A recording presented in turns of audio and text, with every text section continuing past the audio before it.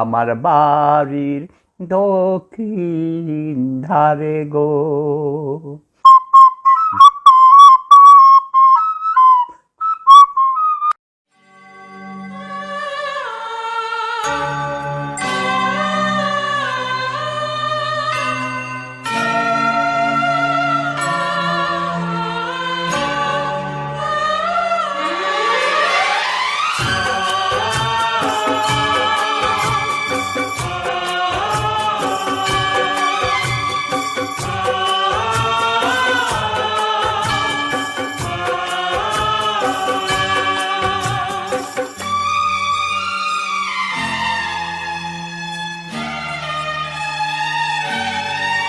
এই জীবন কবে যে শেষ হবে, সে হিসাব কে রাখে বলবে কে? কার চিতা কে সাজায় এখানে, কে জানে কার আগে জ্বলবে কে?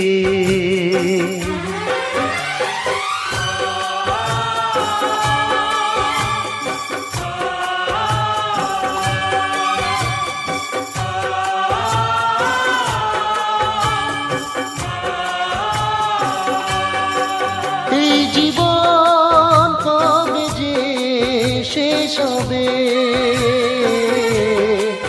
সে হিসাব কে রাখে বলবে কে?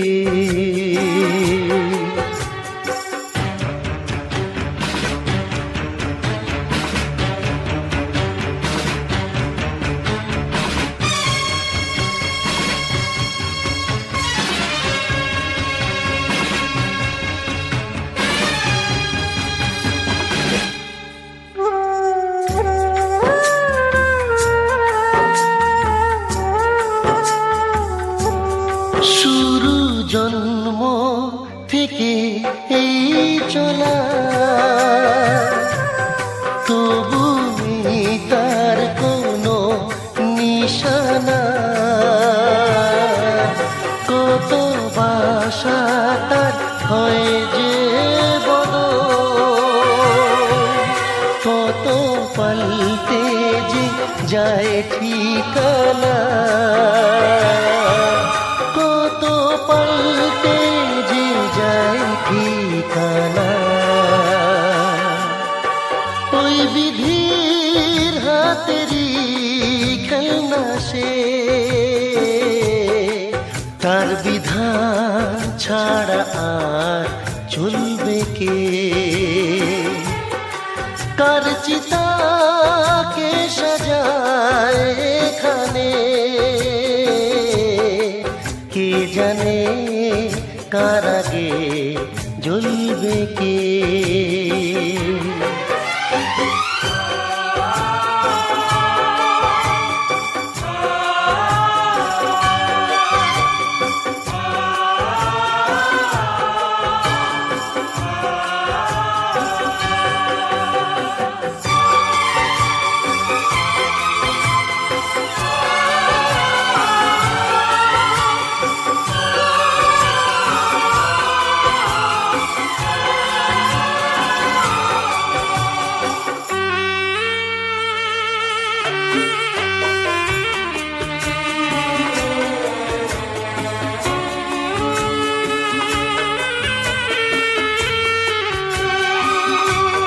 সবাই যত্নে এই সংসার সাজায়, কত বন্ধনে যায় জড়িয়ে।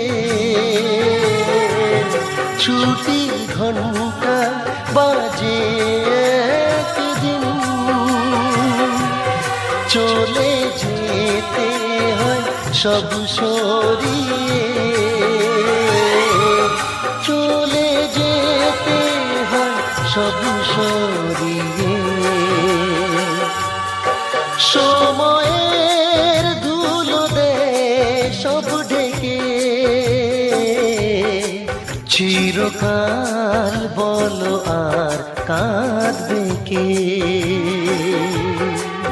কার চিতা কে সাজায় এখানে,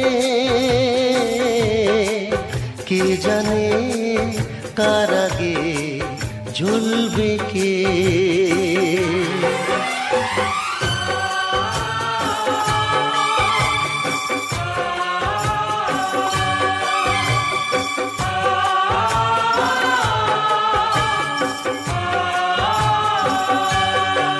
এই জীবন কবে যে শেষ হবে, সে হিসাব কে রাখে ভুলবে কে।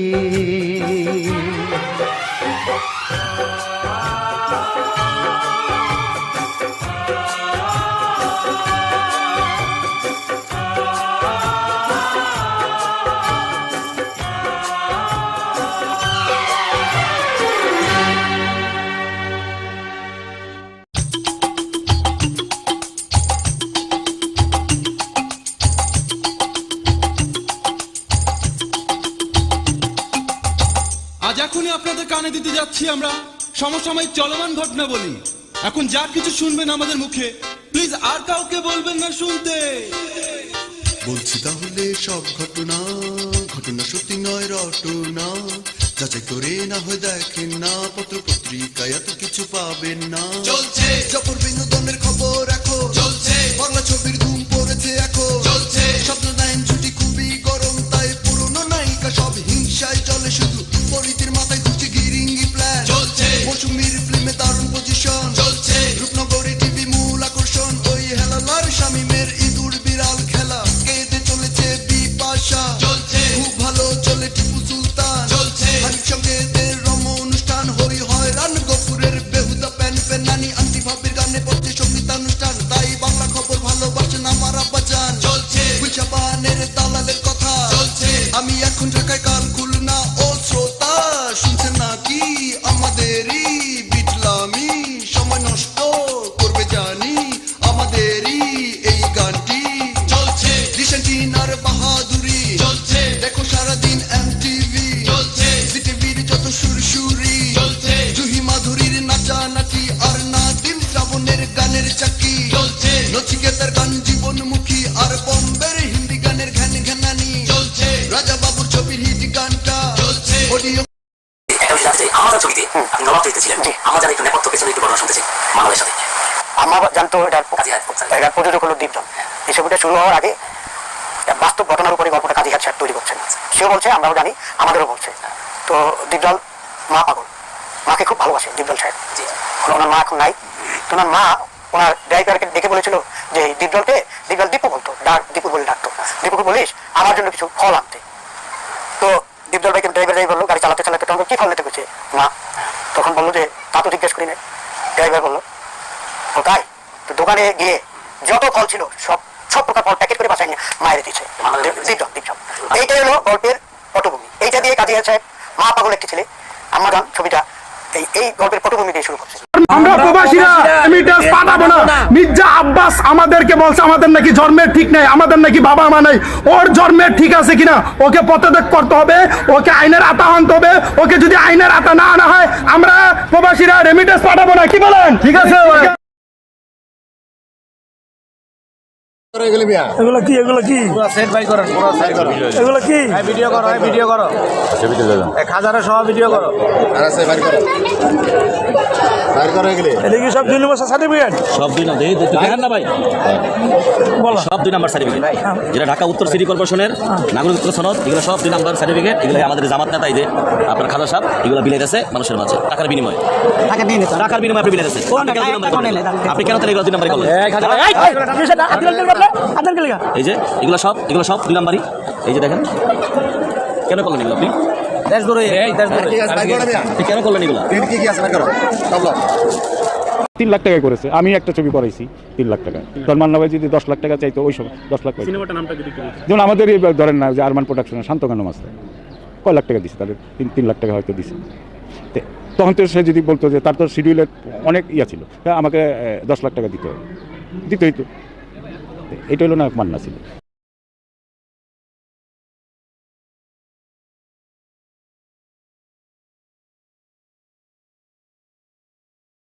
উনির সাথে যায় এক হলে একটা ছবি দেখার পর আকবর ভাইকে বললাম, পরিচালক মমতাজুর রহমান আকবর ভাইকে, যে ভাই এই ছবিটা আরবান প্রোডাকশনের ঘরেতে বানাইলে কেমনে হয়, কিছু চেঞ্জ কইরা বা রাইট কিনা। আর মিয়া বহু টাকা লাগবে, আর আর্টিস্ট লাগবে আমাদের শ্রদ্ধেয়, আজকে সে নাই, মান্না ভাই এই গল্পে লাগবে। আর তখন মান্না ভাইয়ের একদিন শিডিউল পাওয়া মানে বিশাল ব্যাপার।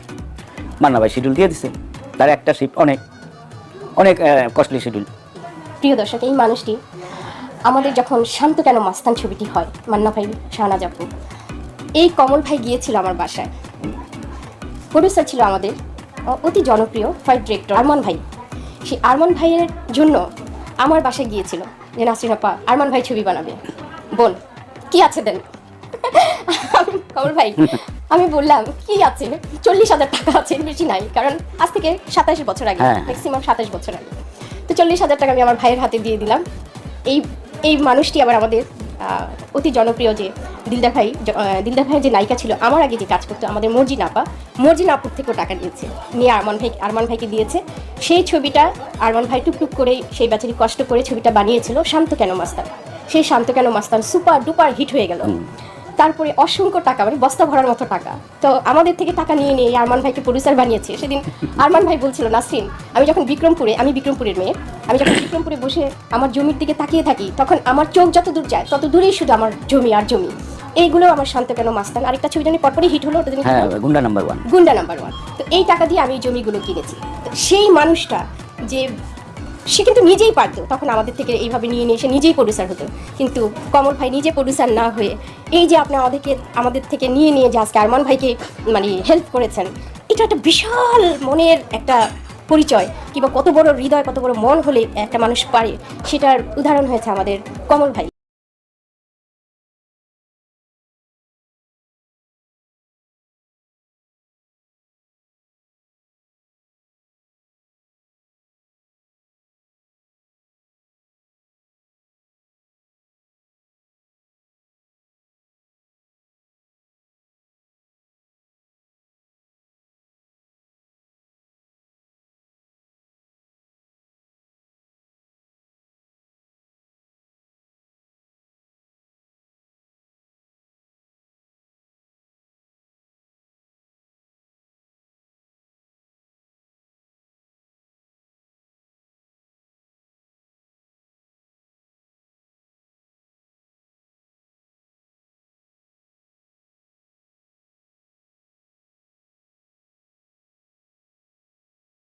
নির্বাচন বলে হবে না, দেখেন কি কয়।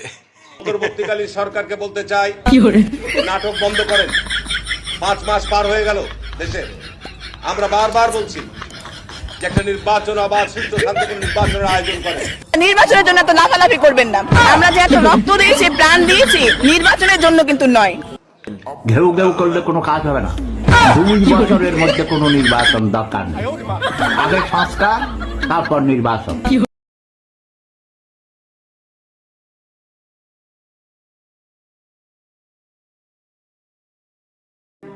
খালা বেটি আমার বাপজানের নাম পরিচয়, মুখ ফুইটা একবার কোক, আমি সব ছাইরা ছুইরা লাথি মেরা চলে দামগা।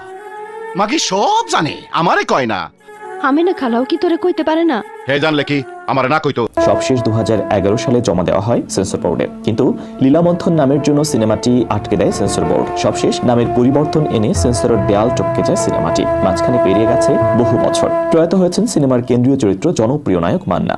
আমার ছবির কাজটি শেষ করার কিছুদিনের মধ্যেই মান্না মারা যান।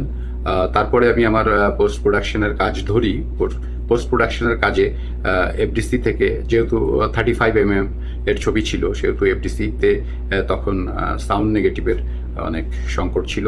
সাউন্ড নেগেটিভ না পাওয়ার কারণে আমি দীর্ঘদিন ধরে ফেলে রেখেছিলাম। তো যখন সাউন্ড নেগেটিভ পেলাম, তখন আমি ছবিটির কাজ করে আমি সেন্সর বোর্ডে জমা দিই। কিন্তু সেন্সর বোর্ডেও দীর্ঘদিন পড়েছিল। সেখানে একটা বিষয় ছিল, সে বিষয়টা হচ্ছে যে আমরা যখন ছবিটি শুরু করি, আমাদের ছবিটির নাম ছিল লীলামন্থন। সেন্সর বোর্ড এই নামটি দিতে চাইনি, নামের ব্যাপারটাতে আমরাও আর কম্প্রোমাইজ করতে চাইনি, যার জন্য দীর্ঘদিন ধরে পড়েছিল আমাদের সিনেমাটি। ওই সময়ের এই ছবিটি অনেক বিগ বাজেটের চলচ্চিত্র ছিল। তো সেই জায়গাটা থেকে আমরা আবার চিন্তা করলাম যে ঠিক আছে, আমরা সেই নাম পরিবর্তন করব, আমরা সিদ্ধান্ত নেই এবং সেই নাম পরিবর্তন করে আমরা পরবর্তীতে এই চলচ্চিত্রটির নাম আমরা জীবন যন্ত্রণা দেই নামটি। তো তারপরে আমরা এই জীবন যন্ত্রণা নাম দিয়ে আমরা এটা সেন্সর বোর্ড থেকে আমরা এই চলচ্চিত্রটিকে সেন্সর করি। আমার যে কি আনন্দ লাগতেছে চম্পাবতী, আমি বাবা হইতেছি, আমি আমি আমি বাবা হইতেছি। খালা বুঝছে না, আমি আমার পোলারে কান দিনিয়া সারা দেশে ঘুরে বেড়াবো। পোলাটা যখন আমার বাপ জান করে জড়াই ধরবো, ভাবতেই যে সুখ লাগতেছে। মান্নাবিহীন ঢালিউড ইন্ডাস্ট্রি পার করেছে 13টি বছর, তবু দর্শকের ভালোবাসায় এখনো সিক্ত তিনি। প্রিয় নায়কের এই সিনেমা কিভাবে নেবে দর্শক, আর কবে বা মুক্তি পাবে সিনেমাটি?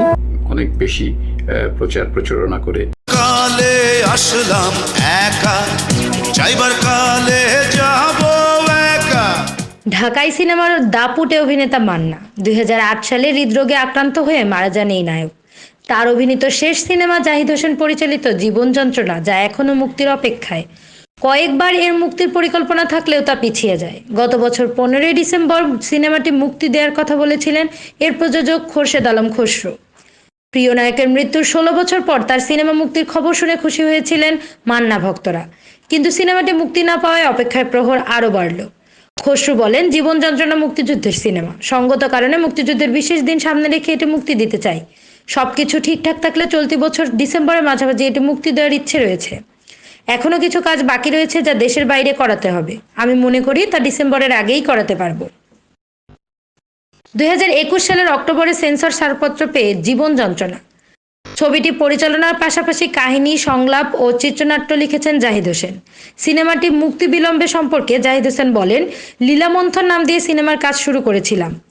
ওই নামে 2011 সালে সেন্সরে জমা দিই, কিন্তু নাম নিয়ে সেন্সর বোর্ডের আপত্তির কারণে সেন্সর পেতে দেরি হয়। নানা জটিলতায় এরপর সিনেমাটি মুক্তি দেওয়া সম্ভব হয়নি। করোনার কারণে এর মুক্তি 2 বছর পিছিয়ে যায়। আগে 35-এ সিনেমা শ্যুট করা হতো, এটা সবাই জানেন।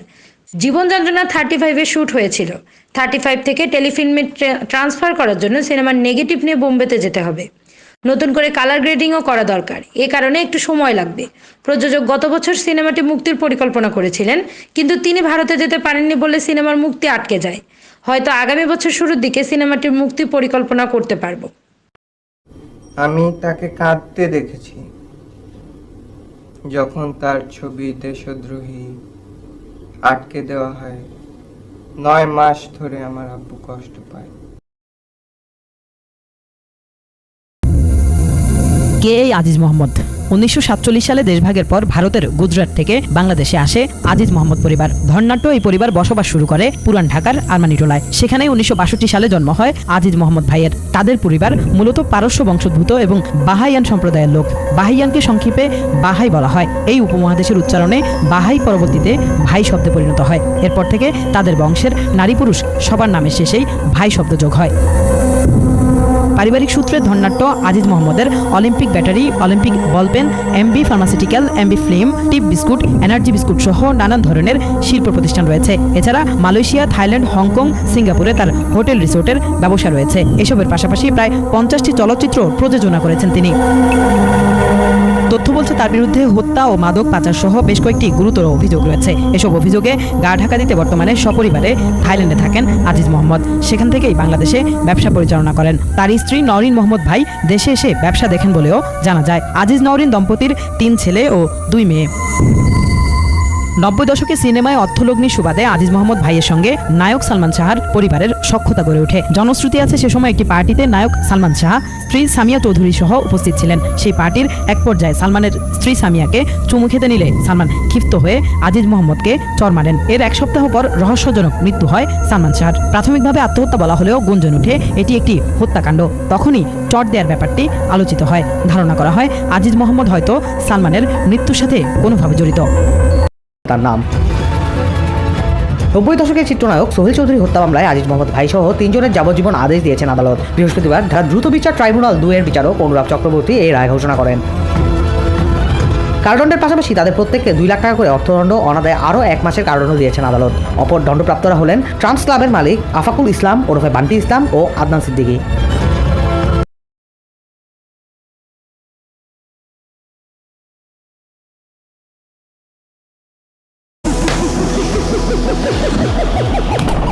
ঢাকার আন্ডারওয়ার্ল্ডের অধিপতি এই মাফিয়া কিং আওলাদ পাঠান ওরফে মিয়া ভাই আন্ডারওয়ার্ল্ডের জগতে অনেক দিন আধিপত্য ধরে রেখেছেন এই মাফিয়া কিং মিয়া ভাই।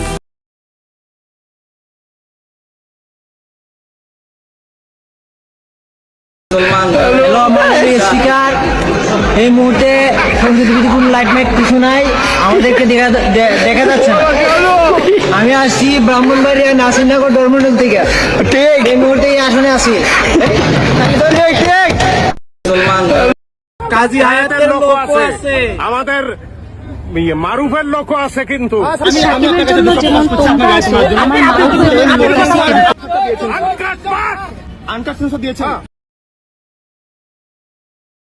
মিরপুরের মানুষ ঘুমায় যায় না, মিরপুরের মানুষ জেগে থাকে।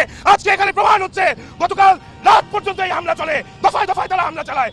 গত কিছুদিন যাবৎ আমাদের মিরপুরে আমরা চাঁদাবাজি এবং দখলবাজির বিরুদ্ধে আমাদের চালিয়ে মারাত্মকভাবে আহত করেছে 3 জন আমাদের ছাত্র এবং নাগরিক প্রতিনিধি এখনো হসপিটালে ভর্তি আছেন। আমরা এর প্রতিবাদে আজকে মিরপুর 10 গোল চত্বর থেকে এই বিক্ষোভ মিছিলের বিক্ষোভ সমাবেশের আয়োজন করেছি। গত কয়েকদিন যাবৎ, আমি বলতে পারি কয়েক মাস যাবৎ, গণ অভ্যুত্থানের পরবর্তীতে মিরপুরে ছাত্র জনতাতে সোচ্চার ছিল, যাতে অনেকের গাত্রদাহ শুরু হয় এবং 2 জন নাগরিক কমিটির প্রতিনিধির উপর ন্যাক্কারজনকভাবে হামলা চালানো হয়। হত্যাকাণ্ডের উদ্দেশ্যে এবং ছাত্র জনতার যে স্পৃহা, যে আকাঙ্ক্ষা